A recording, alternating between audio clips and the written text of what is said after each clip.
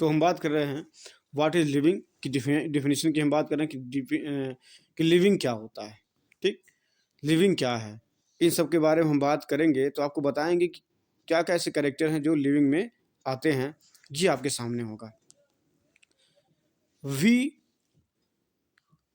When we try to define, जब हम living को डिफाइन करने का प्रयास करते हैं तो वी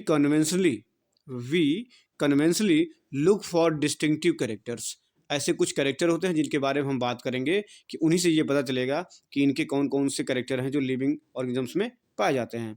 लिविंग कैरेक्टर जो होता है exhibit characteristics exhibited by the living organisms.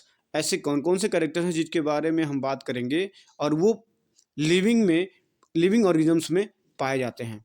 अब लिविंग की हम बात कर सकते हैं, क्या क्या चीज़ उसमें सबसे ज़्यादा पाई जाती है वो समझने वाली बात होगी। देन आता है ग्रोथ। हम किसकी बात कर रहे थे? ग्रोथ की बात कर रहे थे। तो ग्रोथ क्या है ये देखने वाली बात हो जाएगी। तो उस ग्रोथ में हम बात करेंगे growth, reproduction, ability to sense environment, mount a suitable response come to our immediately as unique feature of living organisms। जो आपके सामने दिख रहा है, जितनी सारी चीज़ें मैंने आपको बताया है कि ग्रोथ होता है, रिप्रोडक्शन होता है, एबिलिटी टू सेंस इन्वायरमेंट होता है, and mount to suitable response come to our mind immediately as unique features of living organisms. ये पॉइंट ऑफ व्यू जो बता रहा है आपके सामने कितना इम्पोर्टेंट है ये आपको समझना चाहिए। ठीक, जैसा कि growth, reproduction, ability to sense environment and amount a suitable response come to our mind immediately as unique features of living organisms. आपको ये समझना चाहिए कि जितने कैरेक्टर्स बताए हैं, character number 1, character number 2, character number 3, character number 4, ये सारे एक लिविंग थिंग्स को डिफाइन करने के काम करते हैं। अब इस लिविंग थिंग के डिफाइन करने का काम जो हो रहा है ये हम आपको समझाते हैं थोड़ा सा। तो आप ये देखिए कि किस तरीके से ये होता है। जैसा कि नंबर 1 आ रहा है क्या? ग्रोथ।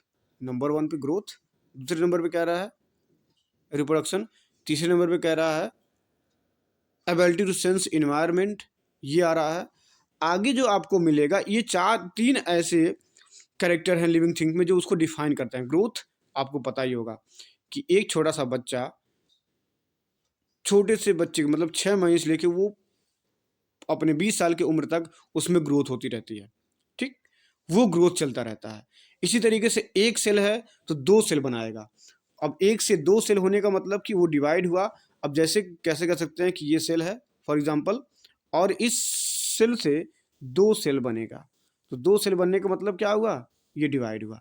तो डिवाइड होने की कैपेसिटी भी इसके पास है। देन ये दोनों सेल फिर डिवाइड हो जाएंगे और ये 4 सेल का फॉर्मेशन कर लेंगे इस तरीके से। ठीक, तो अब जहां पहले 1 सेल थी वहां पे अब इस समय 4 सेल हो चुकी हैं, जिसका मतलब कि ये ग्रोथ हुआ। अब ये ग्रोथ तो हर कहीं होना, कहीं ना कहीं होगा। अब इसी को हम कह सकते हैं कि ये सेल का रिप्रोडक्शन भी है। हम क्या कह सकते हैं? ये सेल का रिप्रोडक्शन भी है। सेम तरीके से चीज़ों में, क्योंकि ग्रोथ में लेंथ बढ़ता है, मास बढ़ता है, सारा चीज़ बढ़ता है, लेकिन रिप्रोडक्शन क्या करता है? उनके नंबर्स को बढ़ाने का काम करता है। जैसा पेरेंट होगा वैसे ही उसकी प्रोजनी भी होगी, तो नंबर्स बढ़ने का काम कराता है reproduction. Ability to sense environment की बात कर रहा है, तो जब एबिलिटी ऑफ सेंस इन्वायरमेंट की बात करेगा तो ये भी आपको समझने वाली बात हो जाएगी कि किस तरीके से ये सुटेबल कंडीशन में ये प्रेजेंट रह सकता है। ठीक, तो एबिलिटी टू सेंस इन्वायरमेंट की बात कर रहा है। तीसरा नंबर जो है वो कैसे कि जितने भी लिविंग बॉडीज हैं इस अर्थ पे, ठीक है, जितने भी लिविंग बॉडीज हैं इस अर्थ पे वो किस तरीके से अपने आप को सर्वाइव कराने, मान फॉर एग्जांपल ये है सेल। ठीक, अब सेल के चारों तरफ टेम्परेचर है। ठीक, इसके तरफ चारों तरफ क्या है? मॉइस्चर है। ठीक, उसके बाद क्या है? ऑक्सीजन है। उसके बाद क्या है? CO2 है। उसके बाद क्या है? मतलब इस TC बहुत सारी चीज़ें उसके सराउंडिंग एरिया में पाई जाती हैं। इसके साथ साथ आप इमेजिन कर सकते हैं कि जो अमीबा होता है वो कहाँ पाया जाता है। अमीबा रहता है एक्वेटिक कंडीशन में, ठीक, एक्वेटिक कंडीशन में होता है। तो जब ये एक्वेटिक कंडीशन में होगा तो हम समझ सकते हैं कि उसके लिए क्या चाहिए, वाटर चाहिए, और वो वाटर में ही रहेगा, ठीक। जब वाटर में ये रह सकता है तो सिंपल सी बात है, उसको भूख लगी, सारी चीज़ें लगेंगी, तो कैसे एबिलिटी कर सकते हैं, क्योंकि वो लिविंग थिंग्स में है। तो अपने सराउंडिंग एरिया में वो अमीबा क्या करता है, सेंस करता है। सेंस मतलब उसको कुछ चीज़ें महसूस होती हैं कि हमारे आसपास कुछ चीज़ें हैं, और उसको प्रोवाइड कौन कराता है, वो प्रोवाइड कराने का काम करता है। इसके पास जो सिग्नल्स होती हैं सेल्स के पास, वो प्रोवाइड कराती हैं। तो ये सबसे बड़ा यूनिक फीचर है किसी भी लिविंग बॉडी के अंदर, जो सेंस करने की एबिलिटी अपने इन्वायरमेंट के अकॉर्डिंग, वो इसका सबसे यूनिक फीचर में कंसीडर हो जाता है, जिससे कि वो अपने आसपास की जो भी चीज़ें मौजूद हैं उसकी तरफ वो रिस्पॉन्ड कर पावे। फॉर एग्जांपल, आप गर्मियों में तेज़ धूप में निकलते हैं तो आपको तेज़ धूप लगती है, क्योंकि आपको उस समय का जो इन्वायरमेंट होता है वो बहुत ज़्यादा हॉट होता है, गर्म होता है, जिससे कि स्किन आपको बताती है कि गर्मी का मौसम बहुत खतरनाक है, और आप अपने आप को प्रोटेक्ट होकर चलिए। इसी तरीके से ठंडक का माहौल चल रहा है इस समय ठंडक भी अपनी चरम सीमा पे चल रही है। तो आपको ये ध्यान रखना है कि इस ठंडक में भी आपकी स्किन आपको बता रही है, क्योंकि आप लिविंग कंडीशन में हैं। हर कोई लिविंग कंडीशन में जो भी हैं उनको ये बताया जा रहा है उनके सेल्स के थ्रू कि इस समय बाहर का जो टेम्परेचर है वो बहुत ज़्यादा एक्सट्रीम कंडीशन में कोल्ड है, और आप अपने आप को प्रोटेक्ट करके बाहर निकलिए, अन्यथा आपको ठंडक लग सकती है। तो ये जो एबिलिटी है सेंस करने की अपने इन्वायरमेंटल कंडीशन के अकॉर्डिंग, ये सिर्फ लिविंग थिंग्स में हो सकती है, अदरवाइज किसी भी और ऐसे जो जिसको हम कहते हैं नॉन लिविंग में ये नहीं हो सकता है। और कुछ चीज़ें यूनिक फीचर हम आपको बताते हैं। उम्मीद करता हूँ आपको समझ में आ रहा है। तो लाइक और शेयर सब्सक्राइब करते रहें, और अपने उनके पास पहुँचाते रहें जो लोग खासकर बायोलॉजी को पढ़ना और समझना चाहते हैं, तो उनको समझ में आएगा किस तरीके से ये करते हैं। आगे बढ़ते हैं, हम बात करेंगे अब उसी से आगे का जो पूरा प्रक्रिया है उसकी हम बात करने जा रहे हैं। तो आपको समझाते हैं आगे और क्या क्या चीज़ें आती हैं इस आगे की लाइन में।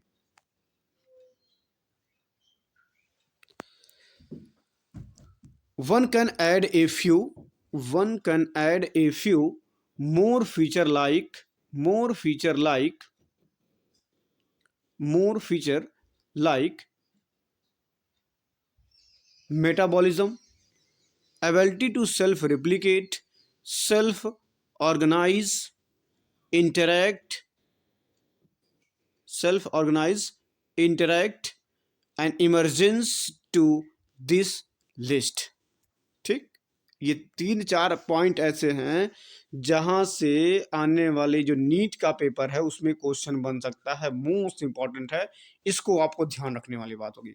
वो मैं आपको बता रहा हूं कौन कौन सी पॉइंट है, ये आप ध्यान रखिएगा।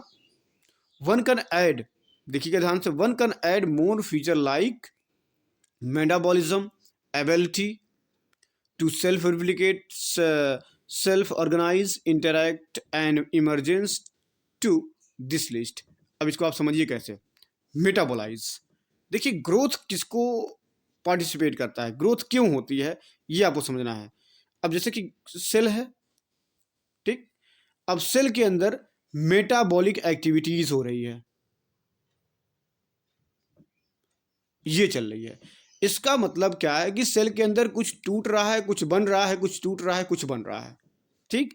जब टूटेगा बनेगा, कुछ नई चीजें बनाएगा, और जब नई चीजें बनाएगा तो सिंपल सी बात होगी, इस सेल में ग्रोथ हो रहा है, वो इंटरनली ग्रोथ हो रहा है, और जब इंटरनली ग्रोथ होगा तो उसका रिजल्ट इसके नंबर में बढ़ेगा, इसका रिजल्ट इसके नंबर में आएगा। तो जब इसके नंबर बढ़ते जा रहे हैं तो वो ग्रोथ को शो कर रहा है। अब वो जब जैसे जैसे नंबर बढ़ेगा वैसे वैसे उसकी लेंथ बढ़ेगी, उसके मास बढ़ेंगे, ठीक है, मतलब उसका विड्थ बढ़ेगा, उसका लेंथ बढ़ेगा, तो दोनों तरीके से वो ग्रोथ करेगा।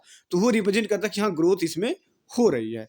इसी तरीके से जब मेटाबॉलिक एक्टिविटी उस बॉडी के अंदर, उस सेल के अंदर हो रही है, इसका मतलब कि जब ज़्यादा मात्रा में ये एक्टिविटीज़ होती रहेंगी, बनना टूटना बना होता रहेगा, तो वो एबिलिटीज ये शो करेगा कि उसके नंबर को भी बढ़ाने का काम करेगा। जब उसके नंबर को बढ़ाया जाएगा तो वो रिप्रेजेंट किसको करेगा, रिप्रोडक्शन को। ये आप समझिए ध्यान से, ठीक। अब मेटाबोलाइट्स आपको समझ में आया अच्छे तरीके से कैसे होता है ये। अब दूसरी बड़ी बात है कि इसके अंदर क्या होता है कि एबिलिटी टू सेल्फ रिप्लिकेट, मतलब इस सेल के पास ऐसी एबिलिटी है कि स्वयं को दो नए सेल में बदल सकता है, स्वयं को भी। ये मतलब ये सेल जो पहला है ये दो नए सेल बना सकता है आसानी से, ठीक। मतलब ये अपने आप को तोड़ेगा तो दो नए सेल को ये बना सकता है। तो ये सेल्फ रिप्लिकेशन की जो प्रोसेस है वो किसके पास है, सिर्फ और सिर्फ लिविंग थिंग्स के पास है। सेल्फ ऑर्गेनाइज्ड, इसका भी एग्जांपल हम आपको बताते हैं सेल्फ ऑर्गेनाइज कैसे हो सकता है। ये सेल्फ ऑर्गेनाइज होने का रीजन क्या है इसका हम आपको बताते हैं। अब जैसे सेल है जब ये डिवाइड होकर नंबर बढ़ा रहा है तो नंबर पहले 2 में था, फिर 4 में आया, उसके बाद 8 में आया, फिर 16 में आया, फिर 32 में गया, ठीक। और जब 32 के बाद ये आगे बढ़ेगा तो वो क्लस्टर ऑफ सेल्स बनाएगा, ठीक। तो क्लस्टर ऑफ सेल्स बनाएगा इस तरीके से। तो जब जितने ज़्यादा सेल्स होंगे उनको हम कहेंगे टिश्यू। क्या कहेंगे, टिश्यू कहेंगे। और आप सभी को पता है कि जब सेल डिवाइड होकर टिश्यू बनाता है, टिश्यू ऑर्गेनाइज करके बनाता है ऑर्गन। क्या बनाता है, ऑर्गन बनाता है, ठीक। और ऑर्गन ऑर्गेनाइज करके कई ऑर्गन मिलकर, ठीक, वो क्या बनाते हैं, ऑर्गन सिस्टम बनाते हैं। ये आप सभी जानते हैं, ठीक। तो ऑर्गन सिस्टम बनाने का काम कर रही है। तो जब ऑर्गन सिस्टम बना देंगे तो उसी ऑर्गन सिस्टम को हम लिविंग ऑर्गेनिज्म या ऑर्गेनिजम्स के नाम से जानते हैं। तो ये जो सेल्फ ऑर्गेनाइज की बात कर रहा था वो किस तरीके से बात कर रहा था ये आपको समझ में आ गया। और वो सेल्फ ऑर्गेनाइज के साथ साथ इंटरैक्ट करते हैं, मतलब सभी ऑर्गन्स जो बनेंगे वो एक दूसरे के साथ इंटरेक्शन में चलेंगे, मतलब उनका कोऑर्डिनेशन होगा। एक तरीके से कह सकते हैं कि एक टीम वर्किंग होगी पूरे ऑर्गन्स की, जो एक दूसरे के साथ बेनिफिशियली होंगे। और इस तरीके से एक नया जो ऑर्गेनिज्म बनता है वो हमारे सामने दिखने लगता है, ठीक। क्लियर करते हैं, इतनी सी चीज़ें आपको समझ में आ गई होंगी। तो हम अब बात करेंगे आगे, ऑल लिविंग ऑर्गेनिजम्स ग्रो। अब कह रहे हैं कि सभी लिविंग ऑर्गेनिजम्स क्या करते हैं, ग्रो करते हैं। अब हम बात करेंगे ग्रोथ की, ठीक। अभी हम बात करेंगे ग्रोथ की। तो ऑल लिविंग थिंग्स क्या कर रहे हैं, ग्रोथ कर रहे हैं। तो जब ग्रोथ कर रहे हैं तो ये देखने वाली बात होगी, all living organisms grow, increase in mass and increase in number of individual are twins character of growth. कह रहा है कि दो ऐसे कैरेक्टर हैं जो मास में उनका इंक्रीजन कर रहा है और दूसरा कर रहा है नंबर में उनका इंक्रीजन कर रहा है, ठीक। तो मास में भी और नंबर में जब इंक्रीजन कर रहा है तो ये उसके दो कैरेक्टर हो गए जो उस ग्रोथ के सबसे इंपॉर्टेंट कैरेक्टर में आते हैं, ठीक। ए मल्टी सेलुलर ऑर्गेनिज्म की बात कर रहा था। तो जो मल्टी सेलुलर ऑर्गेनिज्म की बात करेंगे तो उसमें क्या क्या होगा ये आपके सामने यहाँ हो जाएगा। ये आप देखिए ध्यान से, ये इस जगह पे देख रहा है कि मल्टी ऑर्गेनिजम्स की बात कर रहा था। तो उस मल्टी सेलुलर ऑर्गेनिज्म की जो ग्रो करने की कैपेसिटी वो क्या है, ग्रोज बाय सेल डिवीजन। वो जो जितने भी बहुकोशिकीय जीव होते हैं वो बहुकोशिकीय जीव अपनी संख्या को बढ़ाने के लिए सेल डिवीजन करते हैं। इन प्लांट की हम बात करते हैं तो प्लांट कैसे ग्रो करता है, in plants this growth is by cell division occurs continuously throughout of life span. मतलब पूरे जीवन प्लांट में सेल का डिवीजन होता रहता है और पूरे जीवन उस प्लांट में क्या होता है, ग्रोथ होता रहता है। जबकि हम कह सकते हैं कि जो एनिमल होते हैं, इस वजह से अब एक टर्मिनोलॉजी यूज की जाती है इस जगह पे कि जिस भी ऑर्गेनिजम्स में throughout their life span growth होती रहती है, कॉन्टिन्यूसली का ग्रोथ होता रहता है, उसको हम कहते हैं इंट्रेंसिक ग्रोथ होती है, ठीक। कैसा होता है, इंट्रेंसिक ग्रोथ होती है। लेकिन जब हम एनिमल की बात करते हैं तो एनिमल में कैसा ग्रोथ होता है, in animals this growth is seen only up to a certain age. मतलब एनिमल में एक एज तक ही सिर्फ ग्रोथ होती है, उसके बाद उनका ग्रोथ रुक जाता है। तो इस तरीके से हम ये कह सकते हैं कि प्लांट में इंट्रिंसिक ग्रोथ होती है और जो कंटिन्यूसली की ग्रोथ होती रहती है, जबकि एनिमल में एक्सट्रिंसिक ग्रोथ होती है कि एक समय बाद ही जाकर वो जो बाहर का ग्रोथ होता है और जो अंदर का ग्रोथ होता है, ये दो तरह की ग्रोथ होती है, एक बाहर और एक अंदर। तो जो अंदर का ग्रोथ होगा उसको हम इंट्रिंसिक कहते हैं, और जो बाहर का ग्रोथ होता है उसको हम एक्सट्रिंसिक ग्रोथ कहते हैं। अब इसी क्रम में हम बात करेंगे तो ये देखिएगा कि एनिमल जो ग्रोथ होता है वो एक सर्टेन एज के बाद 20-22 साल के बाद या जैसा जिसका एज ड्यूरेशन है उसके हिसाब से कुछ समय बाद उनका ग्रोथ बंद हो जाता है। तो उसी तरीके से हम बात करेंगे आगे कि the cell division occurs in certain tissue to replace the lost cells. कह रहा है कि कुछ ऐसे सेल डिविजन्स होते हैं जहां पर कोई टिश्यू यदि डैमेज होकर खराब हो चुका है तो उसकी जगह पे नए सेल्स को बनाने का काम करता है, जिससे कि वहाँ पे आ पाए, नई चीज़ बन पाए। अब आते हैं unicellular organisms grows by cell division, ये सबको पता ही है। You can one can easily observe the in vitro cultures by simply counting the number of cell under the microscope. Cell under the microscope, ये आप ध्यान दीजिए कि किस तरीके से ये होता है सेल अंडर द माइक्रोस्कोप।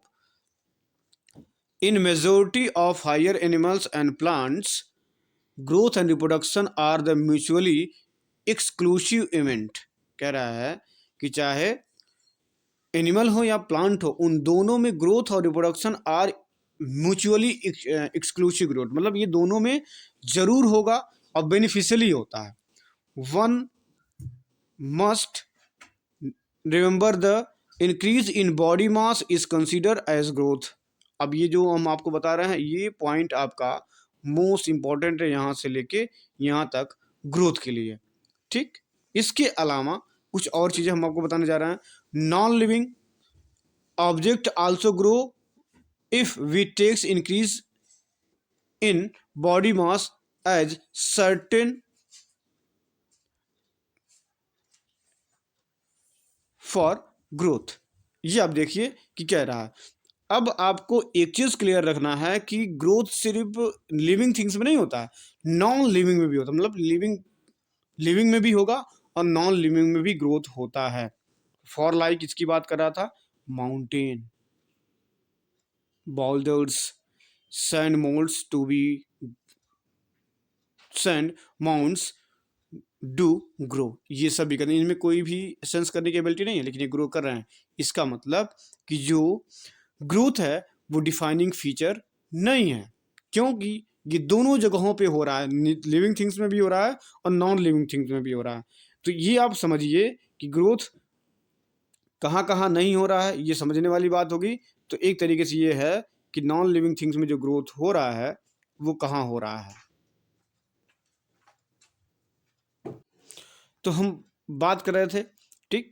अब हम आगे जब बात बताएंगे आपको कि क्या क्या चीज़ें आपके सामने रखनी है वो देखना है। तो जैसा कि ग्रोथ नॉन लिविंग भी होता है और लिविंग में भी हो रहा है। अब हम बात कर रहे थे, आगे की लाइन की बात कर रहे थे, ये देखिए आप कि this kind of growth exhibit by non living और object is by accumulation of material on the surface. मतलब कोई भी एक कमरा हो या कोई भी ऐसा सबस्टांस हो जो बाहर रख दिया गया हो, नॉन लिविंग थिंग्स में हो, और उस पर देखेंगे कि कुछ समय बाद डस्ट आकर, लंबे समय बाद देखेंगे तो डस्ट आकर उस पर पूरी तरीके से जम जाती है, और जम जाती है तो उसका जो डायमीटर था, जो उसका ग्रोथ था, वो उस डस्ट की वजह से भी उसकी ऊंचाई में वृद्धि कर देता है।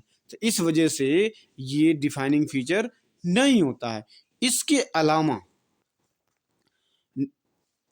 In living organisms growth is from inside, मतलब लिविंग थिंग्स में भी इनसाइड मतलब अंदर से भी ग्रोथ होता है। इस वजह से इसको हम इंट्रिंसिक ग्रोथ भी कहते हैं। Growth therefore can not be taken by defining property of living organism. जो मैंने आपको पहले बताया वो यहाँ पर क्लियर कर दिया है कि जो ग्रोथ है वो defining feature of property living organisms का नहीं है। क्योंकि नहीं है, क्योंकि ये कहाँ कहाँ पाया जा रहा है, ये ग्रोथ नॉन लिविंग में भी होता है और लिविंग में भी होता है। तो ये डिफाइनिंग फीचर प्रॉपर्टी में नहीं आता है ग्रोथ, ये आप ध्यान रखिएगा।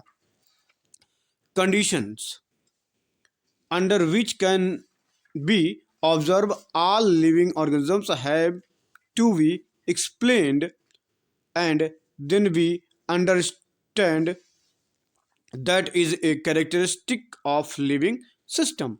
A dead organisms does not grow. A dead organisms cannot grow. A dead organisms cannot grow. ये आप देख लीजिए। तो ये जो दो तीन लाइन जो मैंने आपको बताया है, यहां से क्वेश्चन बनता है कि विच इज द नॉट। अब आपको समझना है कुछ चीजें हम आपको बताते हैं। Which is not characteristic feature of living organism. अब आपको हम बताते हैं इसका क्वेश्चन कैसे यहाँ बनेगा। ये आप ध्यान रखिएगा, ये क्वेश्चनेबल पॉइंट है। पूरा हिस्सा जितना मैंने अंडरलाइन किया है ये पूरा क्वेश्चनेबल पॉइंट है। समझाते हैं कैसे आपको, समझिए ध्यान से आप इसको कि कहाँ से ये क्वेश्चन बनने की पॉसिबिलिटी बना रहा है। कि आप देखिए,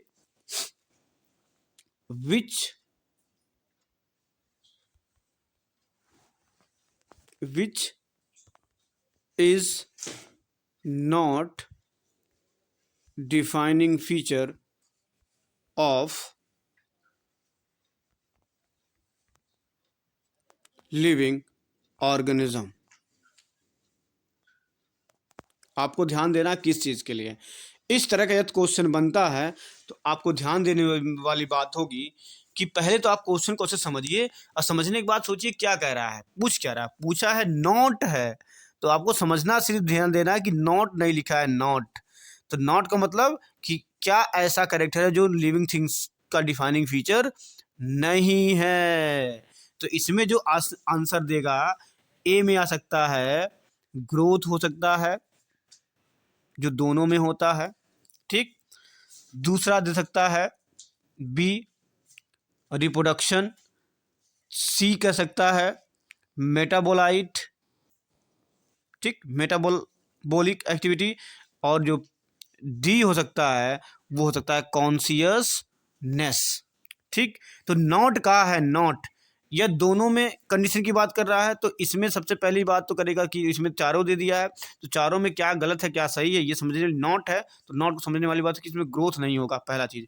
इसमें रिप्रोडक्शन भी नहीं होगा, रिप्रोडक्शन के बारे में हम आगे आपको बताएंगे, लेकिन इसमें रिप्रोडक्शन भी नहीं होगा, ये आप ध्यान रखिएगा, ठीक। लेकिन हम इस 4-5 लाइन की जो हमने आपको पीछे बताया है उसके भी आप पे ग्रोथ जो होगा वो इसका डिफाइनिंग फीचर नहीं होगा। अभी हम आपको पूरा बताए हैं, तो इसका आंसर हो जाएगा ए, डिफाइनिंग फीचर ये नहीं है, ठीक। अब हम बात करेंगे आगे इसके। उम्मीद करता हूं आपको समझ में आ रहा है। तो जब समझ में आ रहा है तो लाइक शेयर और सब्सक्राइब बिल्कुल करते रहें। ये तो पहला कैरेक्टर हो गया ग्रोथ। दूसरे कैरेक्टर की हम बात करने जा रहे हैं, और दूसरा कैरेक्टर क्या है वो है रिप्रोडक्शन, ठीक। दूसरा कैरेक्टर क्या है, रिप्रोडक्शन की हम बात करेंगे। अब रिप्रोडक्शन में क्या क्या चीजें आ रही हैं ये हम आपको बताने जा रहे हैं, याद रखिएगा। Reproduction likewise is a characteristic of living organisms. In multicellular organism, reproduction referred to the production of progeny passing feature more or less similar to those of parents, ठीक। मतलब रिप्रोडक्शन एक ऐसी प्रक्रिया होती है जिसमें प्रोजनी में फीचर वो या तो ज़्यादा हो सकता है अपने पेरेंट के अकॉर्डिंग, या फिर कम हो सकता है अपने पेरेंट के अकॉर्डिंग, ठीक। In variable implicity we refer to sexual reproduction, ठीक है। ये सारी चीज़ें पॉसिबल कैसे हो सकती हैं, सिर्फ और सिर्फ सेक्सुअल रिप्रोडक्शन के बिहाफ पे ही पॉसिबल हो सकती हैं, अदरवाइज किसी और पे ये पॉसिबल नहीं हो सकती हैं। इसके साथ ऑर्गेनिजम्स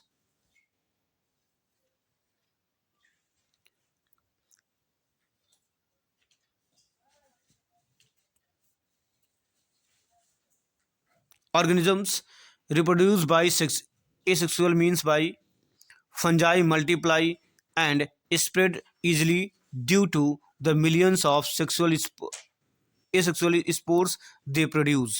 मतलब कह रहा है कि इस चीज़ों को अब ये समझना चाहें तो कैसे समझ पाएंगे, ये हम आपको समझाते हैं। देखिएगा ध्यान से आप कैसे ये चीज़ें हो पाएंगी। अब आपके सामने जो दिख रहा है कि organisms reproduce by asexual means, मतलब कि जैसे भी जो ऑर्गेनिजम्स एसेक्सुअली रिप्रोड्यूस हो रहे हैं वो कौन कर रहा था, जैसे fungi multiply and spread easily by due to the millions of asexual spores they produce.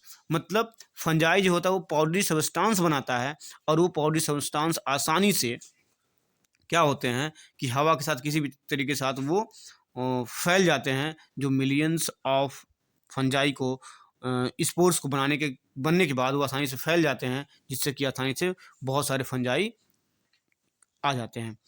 In lower organisms like east and hydra, east और हाइड्रा की बात कर रहा था, जैसे कि लोअर ऑर्गेनिज्म होते हैं ईस्ट और हाइड्रा। ईस्ट एक फंजाई है और हाइड्रा भी एक समुद्री जीव है।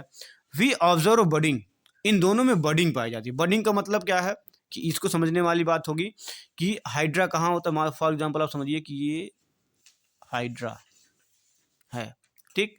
हाइड्रा पे इस कॉर्नर पे या इस कॉर्नर पे कहीं पे भी इस तरीके के एक आउटर ग्रोथ होती है, और इस आउटर ग्रोथ एक समय बाद अल्टीमेटली क्या हो जाता है, ब्रेक डाउन हो जाता है, टूट जाता है, और टूटने के बाद वो सराउंडिंग एरिया पे वहीं पे वो गिर जाता है, और एक समय बाद ये यहीं से एक नया हाइड्रा बना लेता है, एक नया हाइड्रा की कॉलोनी बन जाती है उससे, जिससे कि वो हुआ था, ठीक। अब इतनी सारी चीजें एक साथ चल रही हैं, तो इस तरह के जो ऑब्जर्वेशंस होते हैं इसी को हम कहते हैं बडिंग, ठीक है। जो अल्टीमेटली आउटग्रोथ किसी बॉडी में होगा और वो टूट कर अलग होगा अपने पेरेंटल बॉडी से, और एक नया बॉडी बना लेता है, जो चाहे ईस्ट का हो चाहे हाइड्रा का हो, किसी का भी हो सकता है, ठीक। उम्मीद करता हूँ समझ में आ रहा है। और हम बात करते हैं इस नॉन लिविंग थिंग्स की बातों में, तो क्या क्या आ सकता है। और then planaria flatworm, we observe true regeneration, that is fermentation organisms regenerate the lost part of its body and becoming new organisms।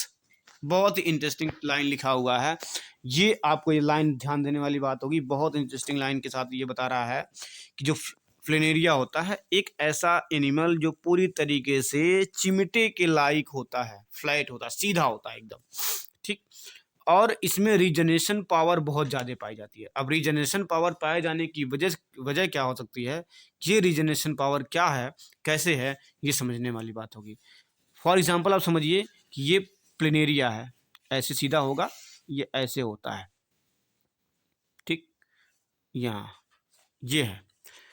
अब इसको कहीं से भी आप काट दे, फ्रेगमेंट मतलब होता है टुकड़ा, इसको कहीं से भी आप काट दीजिए। यदि आप यहां से काट देते हैं इसके दोनों पार्ट, जी, ये क्या करेगा कि जो कटा हुआ पार्ट है उसका रिमेनिंग पार्ट बना लेगा इस तरीके से। जैसे ये नीचे वाला हिस्सा है तो नीचे वाला हिस्सा है तो वो ऊपर वाला हिस्सा ऐसे बना लेगा, ठीक है। तो ये जो रीजनरेशन की पावर है इस पर्टिकुलर फ्लैट वर्म में, प्लेनेरिया में, ये सबसे ज़्यादा पाया जाता है।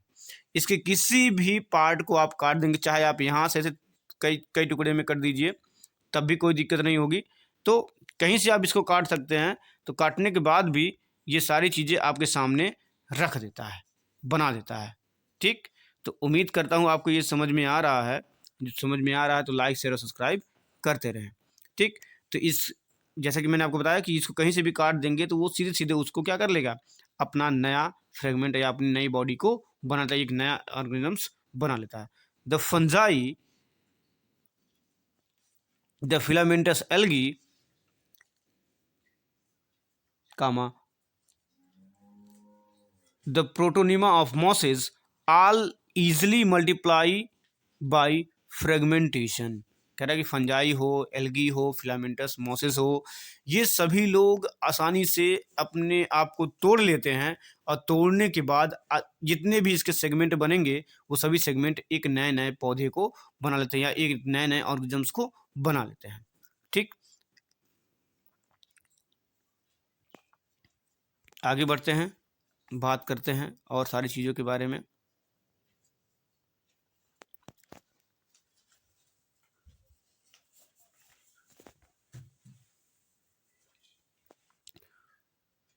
When come to unicellular organisms like bacteria, unicellular algae or amoeba, reproduction is a synonymous with growth। कह रहा है कि जब हम दूसरे ऑर्गेनिजम्स की बात करते हैं, खासकर एक कोश के ऑर्गेनिजम्स हो, मतलब यूनिसेलुलर ऑर्गेनिजम्स हो, लाइक बैक्टीरिया होता है, एल्गी होता है, अमीबा होता है, इनमें रिप्रोडक्शन होता है और वो रिप्रोडक्शन इनका सिनोनिमस विथ ग्रोथ, मतलब ग्रोथ के साथ ये रिप्रोडक्शन कॉमन है कि ये ग्रोथ हो रहा है तो उनका रिप्रोडक्शन होगा ही होगा, ये कॉमन सी बात हो गई। ठीक। अमीबा के बारे में आप जानते हैं कि विदाउट शेप का होता है और विदाउट शेप का होने की वजह से ये जब अपने नए चीज़ों के बारे में जाएगा तो ये दो नए सेल बना लेता है। तो नए सेल बना, क्योंकि सिंगल सेल है, जब ये टूटेगा तो यहाँ से ये टूट जाता है बीचों बीच से। तो पहले इसके न्यूक्लियस को तोड़ेगा और फिर अपने सेल के साइटोप्लाज्म को तोड़ लेगा। तो ये जब तोड़ेगा तो दो नए अमीबा का फॉर्मेशन कर लेता है। ठीक है, तो इनके सिनोनिमस क्यों है कि साथ साथ क्यों हो सकता है ये सारी सारी चीज़ें, या उस इन दोनों के पर्याय हैं, ग्रोथ और रिप्रोडक्शन एक दूसरे के पर्याय कैसे हो सकते हैं, ये भी आपको समझना है। क्योंकि ये सिंगल सेल है, ये दो टूटेगा तो नंबर बढ़ाएगा ही बढ़ाएगा, प्लस अपने रिप्रोडक्शन को भी शो करेगा। तो ग्रोथ और रिप्रोडक्शन दोनों साथ साथ इन पर्टिकुलर यूनिसेलुलर ऑर्गेनिज्म्स में पाए जाते हैं। तो ये कंडीशन बन जाती है पूरी तरीके से कि ये ऐसे होते हैं। ठीक। that is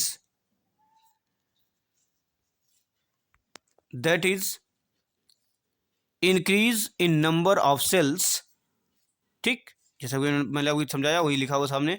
we have already defined growth as equivalent to increase the number of cell number और mass. Hence, we notice that the single cell organisms we are not every we are not very clear about the uses of these two terms, growth and reproduction. Further, there are many organisms which do not reproduce: moss, strile, worker bees, infertile human couples, etc. दो चीज़ें आपको ध्यान देने वाली बात, बहुत ही important point बता रहा है कि there are many organisms do not reproduce. करें कि कुछ ऐसे ऑर्गेनिजम्स हैं जो कभी भी रिप्रोड्यूस नहीं होते हैं, ये ध्यान देने वाली बात होगी। कौन कौन से वो हैं वो आपको ध्यान रखना है।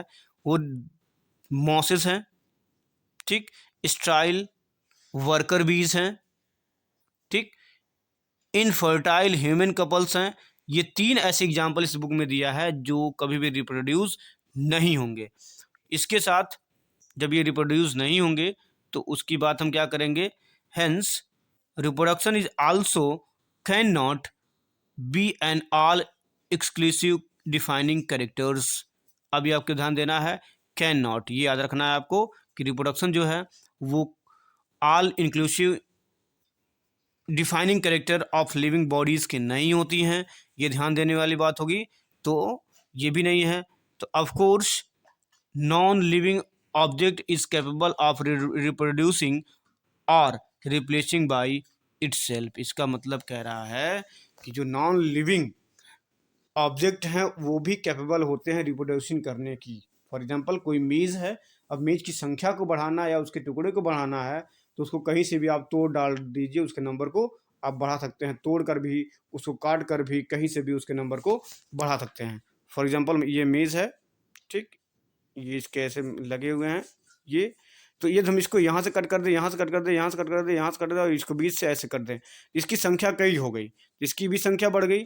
जब इसकी संख्या बढ़ जा रही है तो सिंपल सी बात होगी, जहाँ पहले एक मेज था अब वो उसके 8 पार्ट हो गए। तो ये नॉन लिविंग में था ना, लेकिन इसकी संख्या बढ़ गई, 8 हो गई, पहले एक था अब 8 हो गई।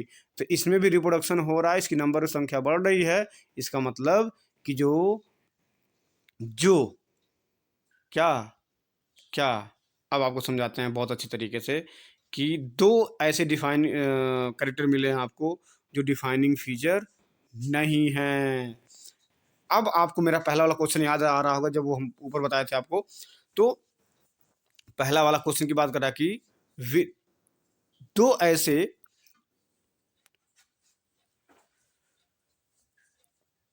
पार्ट हैं इस पर्टिकुलर लिविंग बॉडी में कि जो डिफाइनिंग फीचर में नहीं आते हैं। पहला है ग्रोथ, ठीक, और दूसरा है रिप्रोडक्शन, ठीक, दूसरा है रिप्रोडक्शन। ये दोनों डिफाइनिंग फीचर नहीं है, ये याद रखना है, डिफाइनिंग फीचर नहीं है। यह तो पूछता है which is not a part of defining feature, which is not a part of which defining feature, तो आपको याद रखना है कि ग्रोथ और रिप्रोडक्शन डिफाइनिंग फीचर में नहीं आते हैं। उम्मीद करता हूँ आपको समझ में आ रहा है, तो लाइक शेयर और सब्सक्राइब करते रहें और मेरे इस चैनल को लाइक करते रहें। अब आपको दूसरी चीज़ कर सकते हैं कि कैसे इस चीज़ के बारे में बात करनी है, तो आपको थोड़ा सा आगे हम समझाते हैं। अब आपकी हम बात कर रहे थे कि इतनी सारी चीज़ें हो गई हैं, तो आगे हम बात करेंगे दूसरे कैरेक्टर की, जो मोस्ट इंपॉर्टेंट कैरेक्टर है, और वो कैरेक्टर आता है तीसरे नंबर का कैरेक्टर है। और तीसरे नंबर कैरेक्टर क्या है, देखिएगा, another character of characteristics of life is metabolism. Are living organisms made of chemicals. These chemicals, small and big, belong to various classes, size, function, etc., are constantly being made and changed into some other biomolecules. These conversations are chemical react or metabolic reactions. There are thousands of metabolic reactions occurring simultaneously inside of all living organisms. आप इस पूरे character को समझिए कि किस तरीके से ये बता रहा है कि जितने भी लिविंग कंडीशन में एनिमल हो, चाहे प्लांट हो, कोई भी लिविंग कंडीशन में बॉडी हो, उन वो सभी केमिकल्स के बने हुए हैं। और ये केमिकल्स जो हैं वो सभी इस छोटे भी हो सकते हैं, बड़े भी हो सकते हैं, और ये बिलोंग कर सकते हैं किसके साथ, वेरियस क्लासेस एंड फंक्शंस के साथ, ठीक। Then being made and change into some other biomolecules, ये बायोमॉलिक्यूल्स में ये चेंज कर सकते। तो इतनी सारी चीज़ें आपके सामने दिख रही हैं, तो जो मेटाबॉलिक एक्टिविटी में सारी चीज़ें आ रही हैं वो मोस्ट इम्पॉर्टेंट हैं। तो जो भी कन्वर्सेशन की बात करते हैं, तो मेटाबॉलिक रिएक्शन में क्या होता है कि रिएक्शंस होते हैं, और वो रिएक्शंस मेटाबोलाइट के रूप में थाउजेंड्स ऑफ मेटाबॉलिक रिएक्शंस किसी भी पर्टिकुलर क्या कहते हैं, जो लिविंग ऑर्गेनिजम्स हैं उनमें पाए जाते हैं।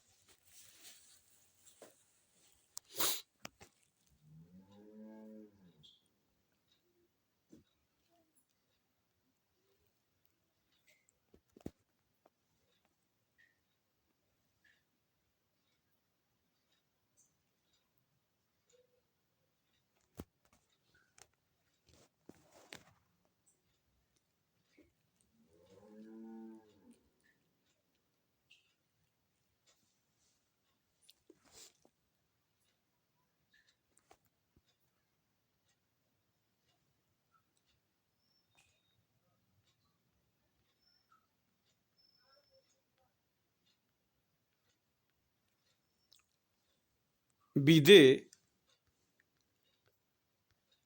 unicellular or multicellular, all plants and animals, fungi and microbes exhibit the metabolism। कह रहा है कि जितने भी पर्टिकुलर मेटाबॉलिज्म होते हैं वो सब में पाए जाते, चाहे वो प्लांट हो या फिर एनिमल हो या फंजाई या जितने माइक्रोब्स हो जो लिविंग कंडीशन में है, चाहे वो यूनिसेलुलर हो या फिर मल्टीसेलुलर हैं, सब में मेटाबॉलिज्म पाया जाता है। Sum of total of all the chemical reactions occurring in our body is metabolite. मतलब क्या है, इसी को मेटाबॉलिज्म कहते हैं। कह रहा है कि sum of total of all the chemical reaction occur in our body is called metabolism. जितने भी तरीके के केमिकल रिएक्शन किसी भी बॉडी के अंदर यदि हो रहे हैं वो केमिकल रिएक्शन मेटाबॉलिज्म कहलाते हैं। ठीक। Non living object exhibit metabolism. ठीक। कह रहा है कि जो नॉन लिविंग ऑर्गेनिजम्स होंगे उनमें कहीं से भी मेटाबॉलिज्म नहीं होता है, जिसकी वजह से उनमें कोई भी तरह का इंट्रिंसिक ग्रोथ नहीं पाया जाता है। ठीक। मेटाबॉलिक एक्टिविटीज़ में जो सारी चीज़ें आती हैं कि आपको समझने वाली बात होगी। तो metabolic reaction can be demonstrated outside the body in cell-free system, and isolated metabolic reactions outside the body and organism performed in the test tube is neither living or nor non-living things में। ठीक। hence we while metabolism is defining feature of all living organisms without exception, isolated metabolic reactions in vitro are not living things but surely living reactions। ठीक। इतनी सारी चीज़ें आपके सामने दिख रही हैं, तो आपको कुछ चीज़ें और समझनी चाहिए। हम आपको समझा दे रहे हैं कि इतनी बातों के साथ कुछ चीज़ें क्लियर हो गई हैं कि जो मेटाबॉलिक एक्टिविटीज़ है वो मेटाबॉलिक एक्टिविटीज़ में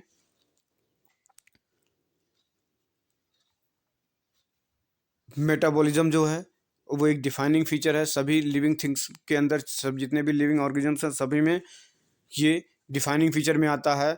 कुछ एक्सेप्शन कह रहा है कि विदाउट एक्सेप्शन मतलब बिना किसी अपवाद के ये isolated metabolism reaction in vitro are not living things. कह रहा है कि विट्रो कंडीशन में हो रहा है जो लिविंग थिंग्स में तो नहीं है, बट श्योरली वो जो रिएक्शन कराया जा रहा है किसी भी लैब में किसी भी जगह पे वो लिविंग रिएक्शन के रूप में आता है। So cellular organisation of the body is the defining feature of the life forms. ठीक। तो जितने भी लिविंग कंडीशन की बात कर रहा था, जितने भी मेटाबॉलिक एक्टिविटी किसी भी लिविंग बॉडी के अंदर होते हैं वो आता है सिर्फ और सिर्फ इसके अंदर होता है, लिविंग बॉडी के अंदर होता है। इस वजह से ये डिफाइनिंग फीचर है या एक्सक्लूसिव फीचर है ऑफ लिविंग ऑर्गेनिजम्स का।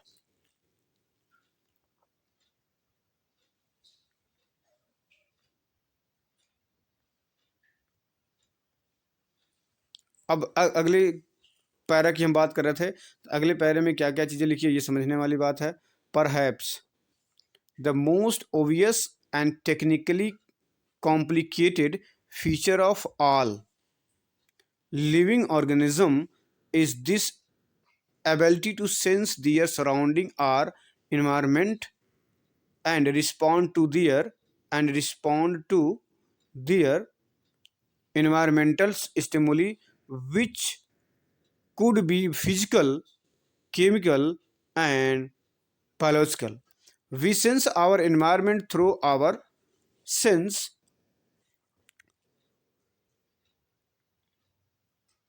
organs. Plant respond to external factors like flight, light, water, temperature, other organism, pollutant, etc.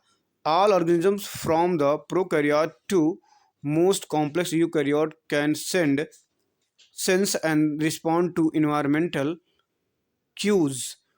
Photoperiodism affect the reproduction in seasonal breeders and both plants and animals. All living organisms handle chemical entering their bodies. All organisms they are the aware to surrounding human beings is only organism who is aware of himself, that is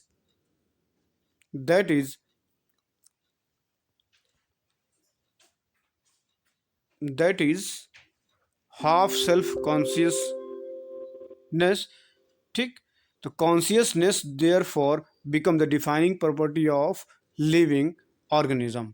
तो consciousness जो होता है वो living organisms क्यों होता है, क्योंकि living organism जो होता है अपने सराउंडिंग एरिया में चाहे प्लांट हो, ह्यूमन बॉडी हो या फिर जो भी लिविंग बॉडी के अपने सराउंडिंग में होते हैं वो अपने चारों तरफ के कंडीशन के हिसाब से थोड़ा अवेयर होते हैं, और वो अवेयर उनको बनाता है उनका कॉन्शियसनेस, उनका जो ब्रेन है, जो उनकी सेल्स हैं, सभी एक दूसरे के कॉन्शियसनेस सचेत होती हैं अपने सराउंडिंग एरिया के हिसाब से, चाहे टेम्परेचर हो, लाइट हो, कुछ भी हो, उसके अकॉर्डिंग ये अपने आप को हमेशा करती हैं। ठीक, तो उम्मीद करता हूँ आपको ये चीज़ें समझ में आ रही हैं। तो ये 4 ऐसे फीचर्स है लिविंग थिंग्स के जो आपको याद रखने हैं। अदरवाइज यदि यहाँ से क्वेश्चन जो बनते हैं वो यही हैं। ठीक है, तो 2-3 क्वेश्चन यहाँ से